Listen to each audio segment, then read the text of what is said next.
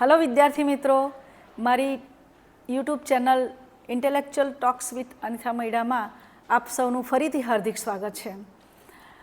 વિદ્યાર્થી મિત્રો, બોર્ડની પરીક્ષા હવે નજીક આવી રહી છે, થોડા દિવસો બાકી છે, ત્યારે પરીક્ષાનું જે તમે રીડિંગ કરી રહ્યા છો તેના સંદર્ભમાં ખૂબ જ અગત્યની બાબતો વિશે આપની સાથે હું ચર્ચા કરીશ. તમારે આ બધી બાબતો ધ્યાનમાં રાખવાની જરૂર છે જ, પણ તમારા પેરેન્ટ્સ માટે આ બધી બાબતો ખૂબ જ અગત્યની છે. પેરેન્ટ્સે કઈ કઈ કાળજીઓ રાખવી જોઈએ એના સંદર્ભમાં હું ચર્ચા કરવા જઈ રહી છે. તો મારો આ વિડીયો તમે તમારા પેરેન્ટ્સને જરૂરથી બતાવજો કે જેથી તમે જ્યારે રીડિંગ કરી રહ્યા છો ત્યારે એવો તમને હેલ્પફુલ થઈ શકે.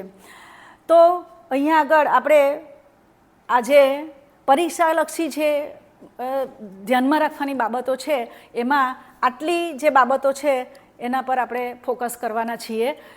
મનોવૈજ્ઞાનિક સમર્થન એટલે કે સાયકોલોજીકલ સપોર્ટ કોના તરફથી? વાલીઓ તરફથી. યોગ્ય સમયપત્રક, રીડિંગ માટે સમયપત્રક ખૂબ જ અગત્યનું છે, એના સંદર્ભમાં ચર્ચા કરીશું. પોષક આહાર, હવે ઠંડીના દિવસ, તમારી પરીક્ષા આવશે ત્યાં સુધીમાં ઠંડી લગભગ જતી રહેશે અને ગરમી શરૂ થવાની તૈયારી હશે. તો આ વેધર જે બદલાય છે તેવા સંજોગોમાં કેવા પ્રકારનો ખોરાક લેવો જોઈએ તે સિવાય તમે વાંચો છો ત્યારે શાંત વાતાવરણ તમને મળવું જોઈએ. સાથે સાથે ઊંઘ અને આરામની પણ તમને જરૂર છે. અને આ બધાની સાથે તમારે એક વસ્તુ એ પણ ધ્યાનમાં રાખવાની છે કે આધ્યાત્મિકતા અને શારીરિક તાજગી, આ પણ તમારા માટે રીડિંગ કરો ત્યારે ખૂબ જ અગત્યની બાબતો છે. તો આટલી બાબતોના સંદર્ભમાં આપણે આજે વાતો કરવાના છીએ, એટલે વાલી મિત્રો ખૂબ જ ધ્યાનથી તમે આ વિડીયો જોજો. અને તમે હું જે આજે વાતો કરવાની છું તે બધી તમારા માઇન્ડમાં હશે જ, પણ કદાચ સાઈડ ટ્રેક થઈ ગઈ હશે એવું માનીને તમને ધ્યાન દોરવા માટે, યાદ કરાવવા માટે આજના વિડીયોમાં હું ચર્ચા કરવા જઈ રહી છું. તો આપણે વારાફરતી તમામ બાબતો જે છે એ અહીંયા ચર્ચીશું. પરીક્ષા નજીક છે ત્યારે વિદ્યાર્થી મિત્રો, તમે તમારું જે રીડિંગ કરો છો એને ટોપ ગિયરમાં મૂકો છો. એટલે વાંચવાની જે તમારી તૈયારી છે તેને ટોપ ગિયરમાં તમે મૂકો છો.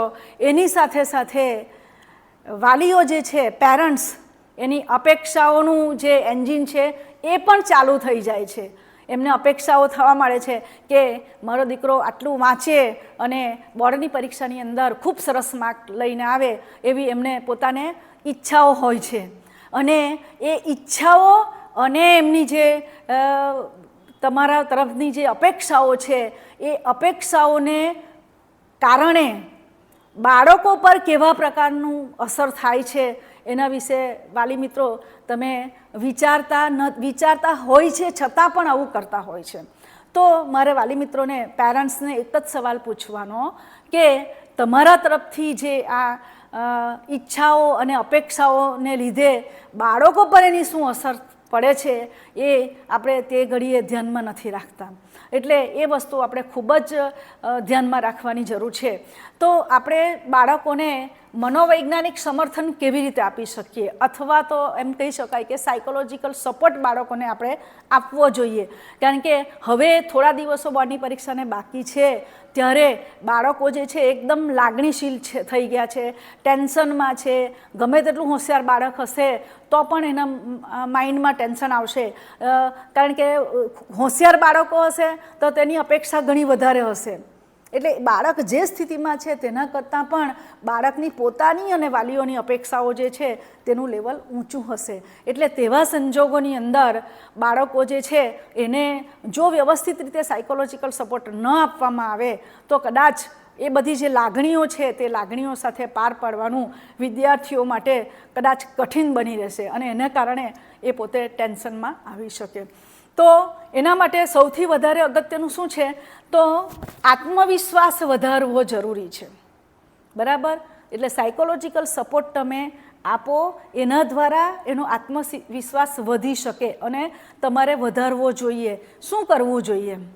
તો બાળકો વાંચે છે ત્યારે એને પ્રેમથી માથા પર હાથ ફેરવો અને કહો કે દીકરા કેટલું વાંચ્યું છે, તું વાંચે છે, બરાબર વ્યવસ્થિત જ વાંચે છે, તું સરસ રીતે વાંચી શકે છે, તને પરીક્ષામાં પણ તારી તૈયારી સારી છે એટલે તું સરસ રીતે લખી શકશે, બિલકુલ ટેન્શન નહીં લઈશ, તારી તૈયારી પ્રમાણે તને ફળ મળશે જ, તું સરસ રીતે મહેનત કરે છે, આવો એની સાથે આવી ચર્ચા કરીને એનામાં આત્મવિશ્વાસ વધારો. એટલે બાળક આવી વાત કરશો ને એટલે બાળકને એમ થશે કે ના, હું વાંચું છું અને મારા પેરેન્ટ્સને પણ મારા પર ટ્રસ્ટ છે એટલે હું ચોક્કસ પરીક્ષાની અંદર સરસ પરફોર્મન્સ કરી શકીશ, એવું એનામાં થશે. એટલે આ રીતે એનો તમારે આત્મવિશ્વાસ વધારવાની જરૂર છે અને એ ચોક્કસપણે સારું કામ કરી શકશે જો આત્મવિશ્વાસ વધશે તો.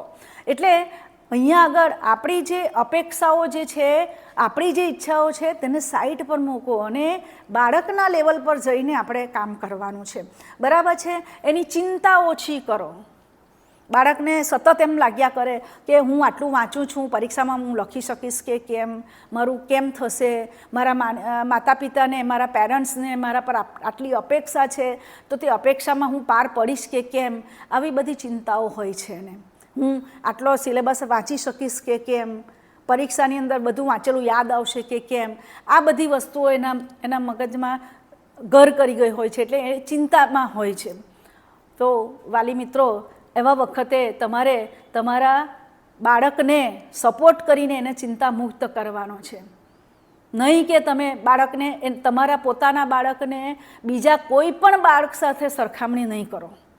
તમે એ સરખામણી કરશો એટલે બાળકના મનમાં એક લઘુતા ગ્રંથિ પેદા થશે એટલે ચિંતા ઓર વધશે. એવું નહીં કરતાં આપણે બાળકને એમ કહીશું કે આપણે મહેનત તું સખત કરે છે એટલે તને તેનું ફળ મળવાનું જ છે, એટલે તું બિલકુલ ચિંતા નહીં કરીશ, જેવું આવડશે તેવું તું લખજે. પરીક્ષામાં માની લો કે તને અમુક વસ્તુ નહીં આવડશે તો પણ કોઈ વાંધો નહીં, હું તારી સાથે જ છું.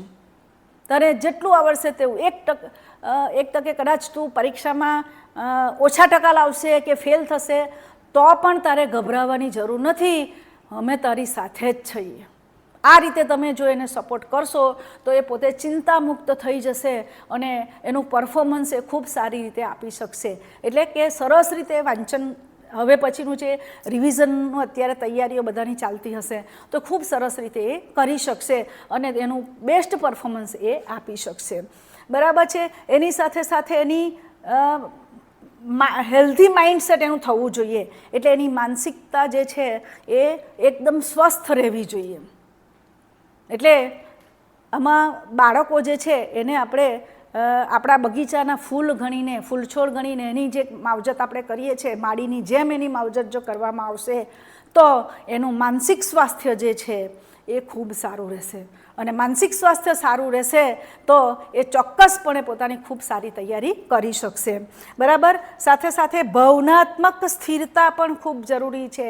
ઇમોશનલ સ્ટેબિલિટી, એ મેં તમને આગળ પણ કીધું, એ ખૂબ લાગણીશીલ બની ગયો હશે.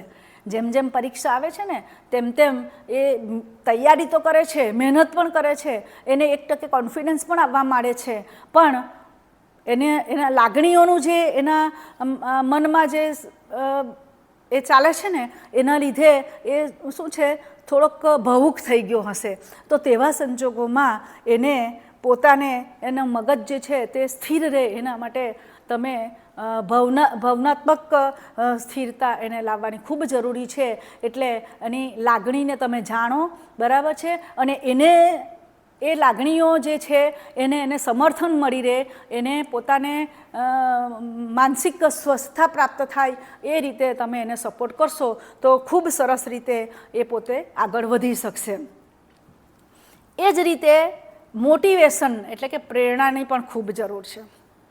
બરાબર? આગળ મેં તમને વાત કરી તેમ એને સતત પ્રેરિત કરો કે તું આટલું વાંચેલું છે, હવે આટલું તારું રિવિઝન થઈ જશે એટલે તું ખૂબ સારી રીતે લખી જ શકવાનું છે.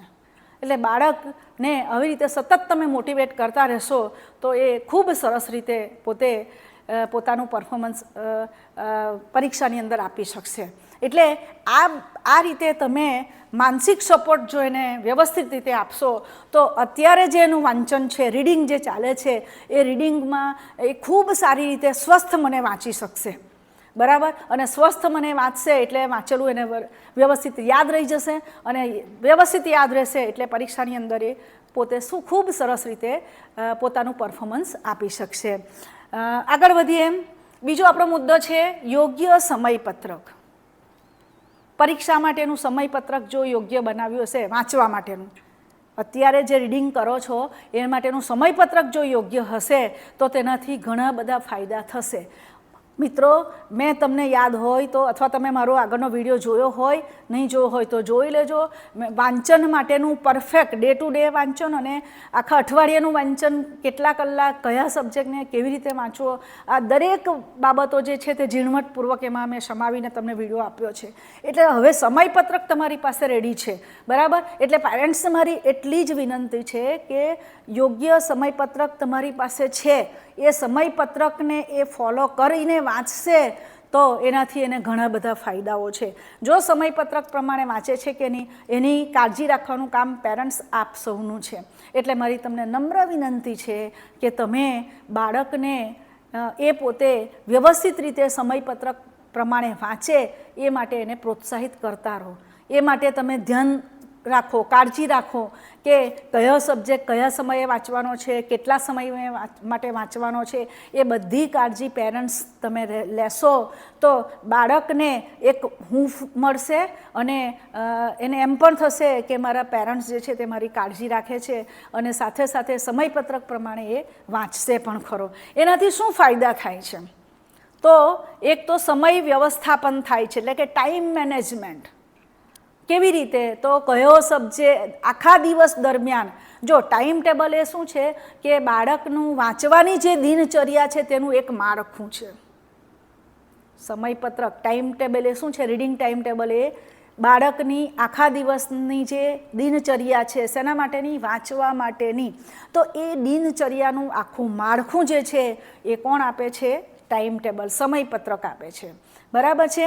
એટલે એનાથી શું થશે? ટાઈમ મેનેજમેન્ટ નક્કી થશે કે મારે આખા દિવસ દરમિયાન આટલું વાંચવાનું, આટલા કલાક વાંચવાના છે, એમાં આટલા આટલા વિષય વાંચવાના છે, બરાબર. અને આટલા આટલા વિષયોની તૈયારી થશે, પછી આખા અઠવાડિયા દરમિયાન મારે આટલું સરસ રીતે એમાં વાંચન કરવાનું છે. એટલે આખા દૈનિક વાંચનની ક્રિયા જે છે, વાંચવાનું સમયપત્રક અને આખા અઠવાડિયાનું સમયપત્રક, એ બંને વસ્તુ એને એમાંથી મળી રહેશે. એટલે એ સરસ રીતે સમય વ્યવસ્થાપન એટલે કે ટાઈમ મેનેજમેન્ટ એમાંથી એને મળી રહેશે કે કેવી રીતે મારે વાંચવું છે, બરાબર. બીજું એમાંથી શું મળશે? એને પ્રાથમિકતા, પ્રાયોરિટાઇઝેશન મળશે. પ્રાથમિકતા એટલે શું? કે બાળક જે છે તે તમારું પોતાનું બાળક પોતે વાંચે છે, બરાબર, પણ એને કયો સબ્જેક્ટ ખૂબ સરસ ફાવે છે અથવા તો ખૂબ સરસ તૈયારી થઈ છે અને કયા સબ્જેક્ટમાં એની કચાશ છે એ તમને ખબર છે વાલી મિત્રો, બરાબર. એટલે એના પરથી સમયપત્રક ટાઈમ ટેબલને આધારે કયા વિષયને કેટલો સમય વાંચવો છે તે પ્રાથમિકતા એને મળી છે. એટલે કયો વિષયને વધારે પ્રાધાન્ય આપવાનું છે, કેટલો સમય વધારે આપવાનો છે એ નક્કી થશે. એટલે તમારે એને ગાઈડ કરવો પડશે. પેરેન્ટ્સ તમારે એમને ગાઈડ કરવો પડશે કે આ વિષયમાં તારી કચાશ વધારે છે તો એ વિષયને તું આટલા કલાક દિવસમાં વાંચી લે, બરાબર. આ વિષય તને બહુ સરળ પડે છે અથવા તો એની તૈયારી સારી છે, એટલા માટે આ વિષય તારે આટલો ઓછો સમય વાંચશે તો ચાલશે. આ રીતે એને તમારે ગાઈડન્સ કરવાનું રહેશે. એટલે ટાઈમ ટેબલ પરથી કયો વિષય કેટલા સમય માટે વાંચવો, કયા વિષયને વધારે પ્રાધાન્ય આપવું, તે આના પરથી નક્કી થશે, બરાબર. બીજું શું થશે? બેલેન્સ સ્ટડી શેડ્યુલ બનશે, બરાબર છે. સંતુલિત અભ્યાસ સમયપત્રક એટલે કે બેલેન્સ્ડ સ્ટડી સ્કેડ્યુલ. આગળ આમાં આ વસ્તુ આવી જ ગઈ છે.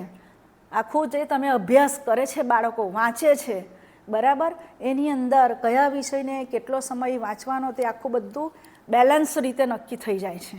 એટલે પછી એને હમણાં આ વિષય વાંચું કે પેલો વિષય વાંચું કે આને આટલા બધા કલાક વાંચી લઉં અને આટલા ઓછો ટાઈમ આપું, એ બધું ગડમથલ વિદ્યાર્થીઓમાં રહેશે નહીં.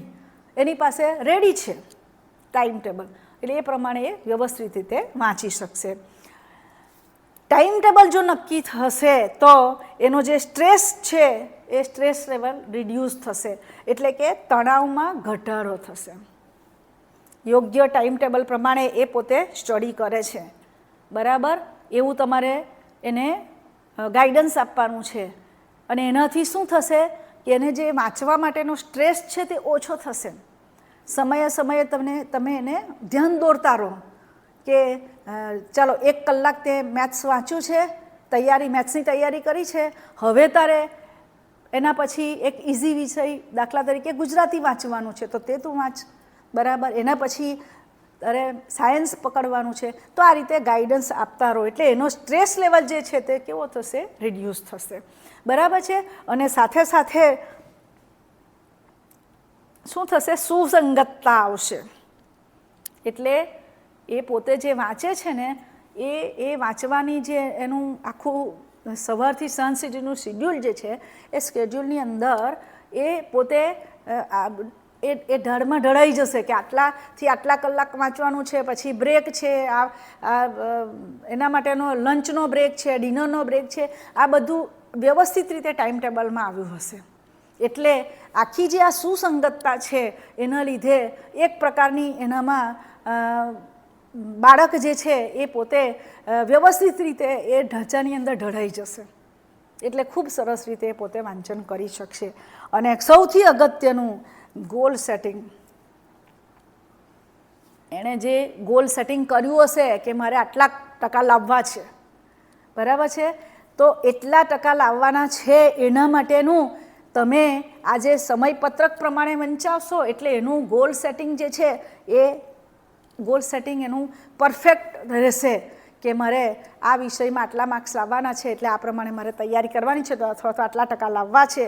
એ ટકા લાવવા માટે આટલા પ્રમાણેનું વાંચન થાય છે તો એ ટાઈમ ટેબલમાં એ પ્રમાણે નક્કી કરેલું છે કે કયા સબ્જેક્ટ માટે કેટલો સમય જરૂરી છે, બરાબર. ટાઈમ ટેબલ તમે ના જોયું તો ફરી પાછું યાદ કરાવું.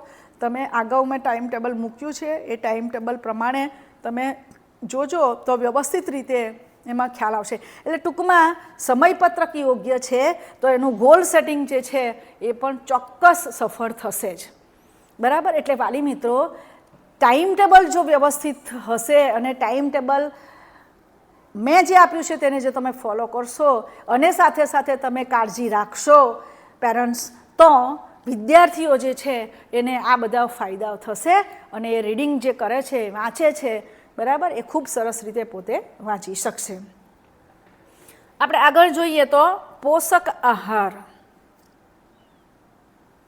અત્યારે વિદ્યાર્થી જે છે એ ભરપૂર પેલા વાંચવાના મૂડમાં છે કારણ કે એને હવે પરીક્ષાઓ નજીક આવી રહી છે એટલે એને ગોલ સેટિંગ કરેલો છે તેના તરફ એણે આગળ વધવાનું છે.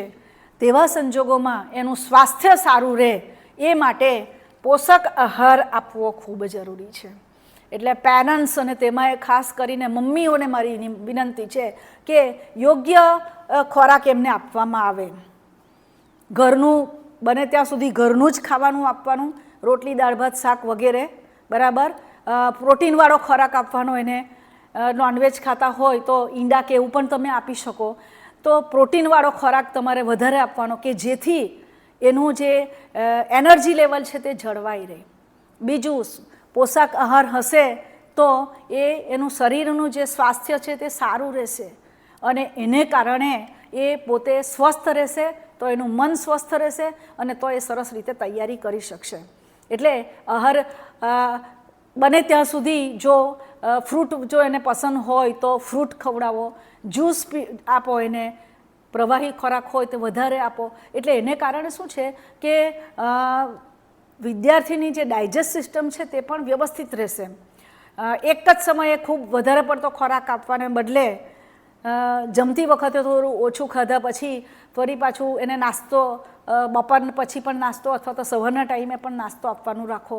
એટલે એની જે અંદરનું જે એનું આખું જે ખોરાક ખાધા પછીની જે પાચન ક્રિયા છે તે પણ વ્યવસ્થિત રહેશે અને એને કારણે વિદ્યાર્થીઓને ઘણા બધા ફાયદા રહેશે. એટલે એ ફાયદાઓ કેવા થશે તો એ સરસ મજાની ઊંઘ લઈ શકશે જો એને ખોરાક વ્યવસ્થિત રીતે તમે આપ્યો હશે.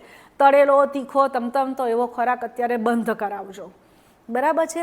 તો શું થશે, ખોરાક જો એને વ્યવસ્થિત લીધો હશે તો એને ઊંઘ જે છે તે સારી કક્ષાની આવશે. અને જો ઊંઘ સારી આવશે તો એનું મન ફ્રેશ થશે, અને મન ફ્રેશ થશે તો એને વાંચેલું જે છે તે યાદ રહી જશે, એટલે ટૂંકમાં યાદશક્તિ એની સારી રહેશે. એટલે એના માટે આ પોષક આહાર જરૂરી છે. બીજું બ્રેઇન ફંક્શન એટલે માનસિક ક્રિયાઓ જે છે એની, બરાબર, એ માનસિક ક્રિયાઓ વ્યવસ્થિત થશે. દાખલા તરીકે એ પોતે ઊંઘી જાય છે, બરાબર, શાંત વાતાવરણે ઊંઘી જાય છે, એને કારણે એને મનમાં જે બધી ગળમથલો થતી હોય, ટેન્શન થતું હોય, ડિપ્રેશનમાં આવી જતું હોય, તો એ બધી વસ્તુઓ જે છે તે શું થશે, એ બધી ક્રિયાઓ બંધ થઈ જશે અને એનું મન એકદમ પ્રફુલ્લિત થશે અને સાથે સાથે એ તાજગી અનુભવશે, બરાબર, અને એને કારણે એ સરસ રીતે પોતે વાંચવાનું કરી શકશે. એની સાથે સાથે એનામાં જે એનર્જી લેવલ છે એ એનર્જી લેવલ પણ જળવાઈ રહેશે. એ વાંચે છે, જો બાળકો વાંચે છે ને, હવે પછી ઘણા બધા કલાકો વાંચે છે આખો દિવસ, એટલે ફક્ત ને ફક્ત શારીરિક જે એ લોકોને સ્ટ્રેસ આવે છે એના લીધે એનર્જી લેવલ નથી ઘટતું એવું માનવાની જરૂર નથી, પણ એ વાંચે છે એટલે એનું આખું માનસિક લેવલ જે છે એ માનસિક લેવલ માટે જાળવવા માટે પણ એને તાકાતની, શક્તિની જરૂર છે, એનર્જીની જરૂર છે, બરાબર. તો તે શેનાથી મળી રહેશે? એને પોષક આહાર ખાવાથી મળી રહેશે, બરાબર છે. તો એનર્જી લેવલ વ્યવસ્થિત રીતે એનું જળવાઈ રહે તો એ વાંચતા વાંચતા થાકી નહીં જશે, એને ઊંઘ નહીં આવશે, આ બધી ક્રિયાઓથી એ બચી શકશે અને એને કારણે એ પ્રફુલ્લિત મને વાંચી શકશે. એટલે એ માટે પણ પોષક આહાર જરૂરી છે. એટલે પેરેન્ટ્સ આ બાબતમાં પણ, આગળ મેં તમને કીધું તેમ મમ્મીઓ આ બાબતે પણ ખૂબ કાળજી રાખજો એના આહાર વિશેની, બરાબર. સાથે સાથે એનો મૂડ આવશે અને તણાવ ઓછો થશે, બરાબર, કારણ કે એના પાસે એનર્જી લેવલ છે, ઊંઘ સરસ લે છે, એનર્જી લેવલ જળવાઈ રહે છે એનું, બરાબર, અને એના લીધે શું થશે, એ વાંચવાનો એને મૂડ આવશે. નહીં તો ઘણીવાર તમે જોજો બાળકો એમ કહેતા હશે કે મને વાંચવાનો મૂડ જ નથી એમ, અને ત્યારે તમે પછી પ્રેશર આપો છો કે પરીક્ષા નજીક આવી છે અને વાંચવાનો મૂડ નથી, એવું ના ચાલે. તો એવું નહીં કરશો તમે એને. દાખલા તરીકે જો મૂડ નથી તો તમે એના માટે કોઈક એક્ટિવિટી પણ કરાવી શકો. દાખલા તરીકે તમે એને કહી દો કે 1 થી 100 સુધીના એકડા ઊંધેથી બોલવા માંડો, એટલે કે 100, 99, 98, 97 આ રીતે એને એકવાર બોલાવડાવો, એટલે એનું જે મૂડ છે એ વાંચવાનો મૂડ આવી જશે, બરાબર છે. એ પણ ક્યારે આવશે? પોષક આહાર એને મળ્યો હશે તો, બરાબર છે. આ બધો એનો પોષક આહાર માટેનું તમને અહીંયા મેં ચાર્ટ બતાવ્યો છે. એની સાથે સાથે શું થશે? રોગ પ્રતિકારક તંત્ર જે છે તે પણ એનું એક્ટિવ થશે, બરાબર છે. પોષક આહાર ખાવાથી એનું રોગ પ્રતિકારક તંત્ર એ પોતે એક્ટિવ થશે, એટલે રોગ પ્રતિકારક શક્તિ જે છે એની વધશે, અને રોગ પ્રતિકારક શક્તિ વધશે એટલે ઓટોમેટિક જ એને પોષક આહાર મળે છે, તેના લીધે એ શું થશે, એને ઓછી ઊંઘ લીધી હશે, થોડી ઓછી ઊંઘ લીધી હશે તો પણ એને કોઈ શરીરમાં જે છે તે ઘણીવાર એવું થાય છે કે ઊંઘ ઓછી લો અથવા તો એક ધારું બેસીને વાંચો તો શરીર જકડાઈ જાય, અથવા તો વાંચવાનું જે છે એ નથી ગમતું, આવું બધા માથું દુખવાનો પ્રોબ્લેમ, આવા બધા પ્રોબ્લેમો જો થાય છે એ થતાં બંધ થઈ જશે. કેમ? તો એનું રોગ પ્રતિકારક તંત્ર જે છે તે એક્ટિવ થાય છે, એટલે કે રોગ પ્રતિકારક શક્તિ એની વધે છે. શેના લીધે? પોષક આહારને લીધે. એટલે વાલી મિત્રો, આ ખૂબ જ જરૂરી છે કે વિદ્યાર્થીઓ પોતે પોષક આહાર લે અને એના દ્વારા પોતાને પરીક્ષાનું જે રીડિંગ છે એના માટે વ્યવસ્થિત રીતે પોતે સ્વસ્થ મને વાંચી શકે, એના માટે પેરેન્ટ્સે અને ખાસ કરીને મમ્મીએ આ વસ્તુ કરવાની જરૂર છે.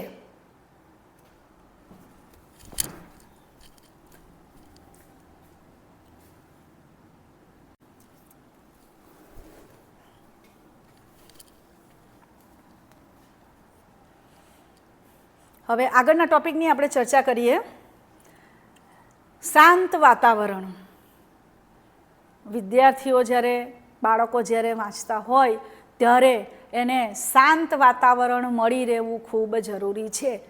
અને એના માટેની જવાબદારી કોની છે? વાલી મિત્રો, તમારી છે. એટલે બાળક જ્યારે બેસીને વાંચતું હોય ત્યારે શાંત વાતાવરણ એને મળી રહેવું જોઈએ. જો ઘરમાં નાના ભાઈ બહેન હોય તો એ નાના ભાઈ બહેન એને ડિસ્ટર્બ નહીં કરે વારંવાર અને એક સરખી રીતે વાંચી શકે એ માટેની યોગ્ય વ્યવસ્થા તમારે કરવી જોઈએ. જો તમારી પાસે માની લો કે નાનું ઘર છે અને કંઈક તકલીફ છે તો એના માટે હવે પરીક્ષા જ્યારે નજીક છે ત્યારે થોડા દિવસ પૂરતી પણ એને એવી સુવિધા કરી આપજો કે જેથી એ શાંતિથી પોતે વાંચી શકે, શાંત વાતાવરણમાં બેસીને વાંચી શકે. બરાબર છે. જો પરીક્ષા જેમ જેમ નજીક આવે ને તેમ સગા સંબંધીઓ મળવા માટે આવતા હોય, બ્લેસિંગ આપવા માટે, તો જો શક્ય હોય તો વાલી મિત્રો રિલેટિવ્સને પણ તમે પોલાઇટલી કહી શકો કે અત્યારે એને ડિસ્ટર્બ નહીં કરો તો સારું, એક્ઝામ પતી જાય પછી તમે એને શુભેચ્છા પાઠવશો તો પણ ચાલશે, અથવા તો તમે તમારી શુભેચ્છા જે છે તે દૂરથી પાઠવી દેશો તો પણ યોગ્ય રહેશે. આવી રીતે તમે તમારા રિલેટિવ્સને પણ તમે કહી શકો. જો એને શાંત વાતાવરણ મળી રહેશે વાંચવાનું તો એને કારણે શું થશે? એને હેલ્ધી હેબિટ્સ થશે, એટલે સૂટેવો પડશે. કેવી? એક સરખી રીતે એને શાંત ચિત્તે વાંચવું છે અને એ રીતે એ વાંચશે. બરાબર? અને ટાઈમ ટેબલને ફોલો કરીને વ્યવસ્થિત રીતે એ વાંચતો ટેવાશે. એટલે વાંચવા માટેની જે યોગ્ય ટેવ છે, હેબિટ્સ છે એની પડવી જોઈએ, તે હેબિટ્સ એની રહેશે. કારણ કે શાંત વાતાવરણ હશે, એને કોઈ ડિસ્ટર્બ કરવાનું નહીં હશે તો એક સરખી રીતે વાંચશે, એટલે એની માટેની એને સૂટેવું પડશે. બીજું શું છે? એકાગ્રતા વધશે, બેટર ફોકસ. શાંતચિત્તે વાંચે છે એટલે એને ફોકસ જે એનું છે વાંચવામાં, એટલે જે તે વિષય વાંચે છે એના પર એ ફોકસ કરી શકશે, એકાગ્રતા વધારી શકશે. અને એકાગ્ર મને વાંચશે તો શું થશે? યાદશક્તિ એની, વાંચેલું એ સરસ રીતે યાદ કરી દેશે, એટલે યાદશક્તિ એની વધશે. બરાબર છે? એટલે અહીંયા મારે એક વસ્તુ કહેવું છે મિત્રો, કે કેટલાક વાલી મિત્રો શું કરે છે કે અમુક પ્રકારની દવા જો એને આપવામાં આવે તો એની યાદશક્તિ વધશે, અથવા તો યાદશક્તિ વધારવા માટેના જે ક્લાસીસ છે તેમાં એને મોકલશે. વાલી મિત્રો, મારી વિનંતી છે તમને કે આ બધું બંધ કરી દો.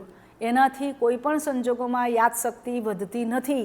યાદશક્તિ એ કુદરતી પ્રક્રિયા છે, એટલે એ હાર્ડવર્ક કરવાથી જ વધશે.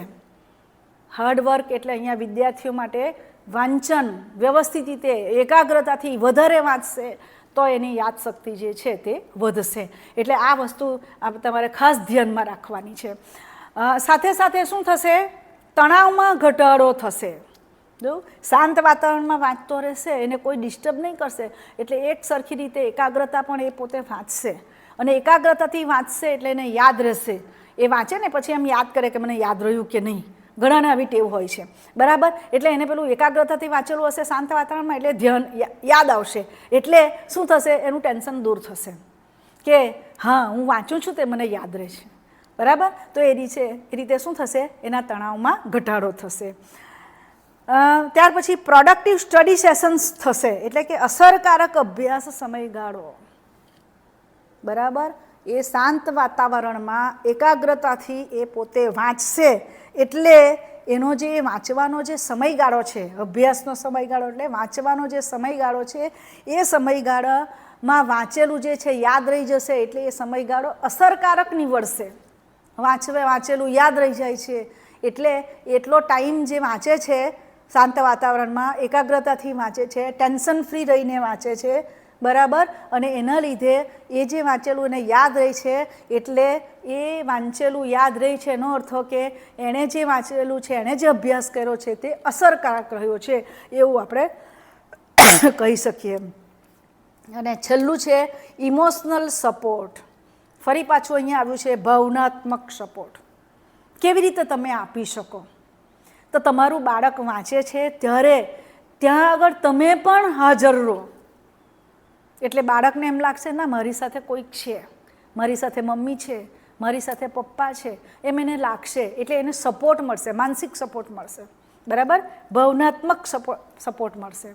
જો શક્ય હોય તો તમે એની સાથે એ જેટલો સમય વાંચે છે એટલો સમય સાથે બેસો. જો તમને પૂરતો સમય ન આપી શકતા હો તો પરીક્ષા હવે જ્યારે નજીક છે ત્યારે જેટલો પણ મેક્સિમમ સમય એને આપી શકતા હો એટલો તમે આપવાનું રાખો. બરાબર. અમુક સમય સુધી મમ્મી બેસે એની સાથે, અમુક સમય સુધી પપ્પા બેસે, તો એના લીધે એને શું થશે, એને ભાવનાત્મક ઇમોશનલ સપોર્ટ એને મળશે. એટલે શાંત વાતાવરણમાં બેસીને વાંચવા માટે તમારે સુવિધા પૂરી પાડવાની છે. એના લીધે આ બધા ફાયદાઓ વિદ્યાર્થીઓને, બાળકોને થાય છે. બરાબર છે. ત્યાર પછી આપણે આગળ વધીએ. આની અંદર જ બીજું છે ઊંઘ અને આરામ.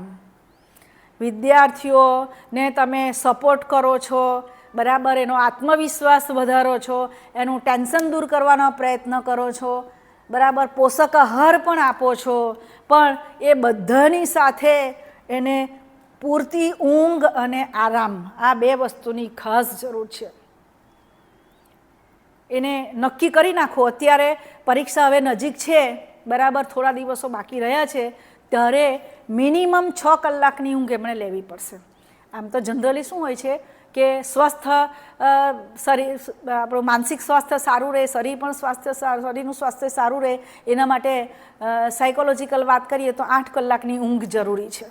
બરાબર છે. પણ હવે પરીક્ષાને થોડા દિવસો બાકી છે, તેવા સંજોગોમાં મિનિમમ 6 કલાકની ઊંઘ બાળક લે એ માટેની કાળજી તમારે રાખવી પડશે.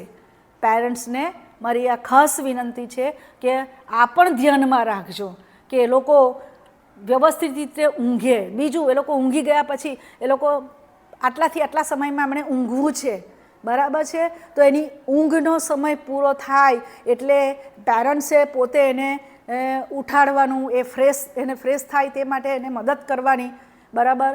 ઉઠ્યા પછી એને માની લો કે ચા કોફીની આદત હોય, તો દૂધની આદત હોય તો તે તમે બનાવી આપો ગરમ ગરમ, કે જેથી એની ઊંઘ જે છે તે જલ્દી પૂરી થઈ જાય. બરાબર. તો આ રીતનો તમારે સપોર્ટ કરવો. અને સાથે સાથે આરામની પણ જરૂર છે. તમને એમ લાગશે કે ઊંઘ અને આરામમાં શું ફરક? બરાબર છે. ઊંઘ તો એ પૂરતી લે છે, પણ વાંચે છે ત્યારે વચ્ચે વચ્ચે એને બ્રેક આપો. માની લો કે 1 કલાક વાંચે છે તો 5 મિનિટ બ્રેક આપો. બરાબર. એમાં એને વાંચવાનું નથી, એમાં એને પોતાની મનપસંદ પ્રવૃત્તિ કરવા દો. તો એ શું થશે, એક પ્રકારનો એનો માનસિક આરામ થશે. બરાબર છે. એના લીધે શું ફાયદાઓ થાય છે? પૂરતી ઊંઘ લેશે અને આરામ લેશે તો શું ફાયદાઓ થશે એના લીધે? તો બાળક જે છે એની યાદ શક્તિ વધે છે. મેં આગળ તમને કીધું કે એ પૂરતી ઊંઘ લેશે એટલે એનું મન જે છે તે શાંત પડે છે. બરાબર. અને શાંત મન થઈ ગયા પછી એ શાંત વાતાવરણની અંદર વ્યવસ્થિત રીતે વાંચશે તો એના લીધે શું થશે, વાંચે છે એનું રિવિઝન પણ થાય છે, એટલે હાર્ડવર્ક કરે છે એટલે યાદશક્તિ વધે છે. બરાબર છે. ત્યાર પછી એનું મનોબળ જે છે તે પણ સ્થિર બને છે, સ્થિરતા આવે છે, એટલે એનું મનોબળ પાક્કું બને છે કે નહીં, આટલું તો મારે આજના દિવસમાં કે આટલા અઠવાડિયામાં આટલું તો મારે વાંચવું જ છે.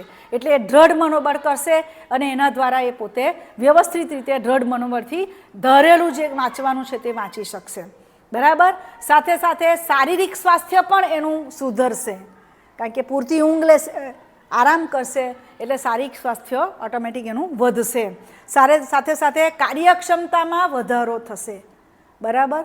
પૂરતી ઊંઘ લેશે, આરામ પણ કરશે એટલે એની કાર્યક્ષમતા જે છે માનસિક રીતે અને શારીરિક રીતે બંને વધશે. કાર્યક્ષમતા વધશે એટલે એણે જે ધારેલું હશે એટલા કલાકો સરસ રીતે પોતે વાંચન કરી શકશે. બરાબર. અને ઊંઘ અને આરામ લેશે એટલે એનું ફરી પાછું ઉર્જા સ્તર જે છે એ પણ વધશે, એનર્જી લેવલ વધશે. એક તો પોષક આહાર તમે આપશો એનાથી એનર્જી લેવલ વધે છે, સાથે સાથે એ પૂરતી ઊંઘ લેશે અને પૂરતો આરામ પણ લેશે તો એનાથી પણ એનું એનર્જી લેવલ વધશે.